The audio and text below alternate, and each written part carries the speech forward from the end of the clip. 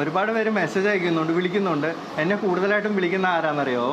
പുസ്തക കച്ചവടക്കാരാണ്. അതായത് ട്രെയിനിലും ബസ്സിലൊക്കെ കൊണ്ടു നടന്ന് വിൽക്കുന്നവരും ചെറിയ ചെറിയ പുസ്തകശാലകളിലുള്ളവരൊക്കെ വിളിക്കുന്നത്. മോനെ നീ ധൈര്യമായിട്ട് ഇരിക്കുക.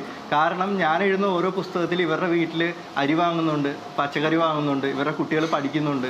എൻ്റെ പുസ്തകം കച്ചവടം ചെയ്യുന്നതിൽ ഒരു ഭാഗം അവരുടെ ഇതിലേക്കും കൂടെയാണ് പോകുന്നത്, ഏണിങ്സിലേക്കുമാണ് പോകുന്നത്. അപ്പോൾ ഇവർ വിളിച്ചിട്ട് എന്നെ ധൈര്യപ്പെടുത്തുക, നീ മനസ്സിൽ തളരരുത്, നീ മുന്നോട്ട് എഴുതണം, നീ പുസ്തകം എഴുതിക്കൊണ്ടിരിക്കണമെന്ന്. കാരണം എന്ന് പറയാൻ പറഞ്ഞല്ലോ, ഇത് കണക്റ്റഡ് ആണ്. ഈ പുസ്തകം കൊണ്ട് ജീവിക്കുന്ന ഒരു പബ്ലിഷിംഗ് കമ്പനിയിൽ എത്ര ആൾക്കാർ ജോലി എടുക്കുന്നുണ്ട്.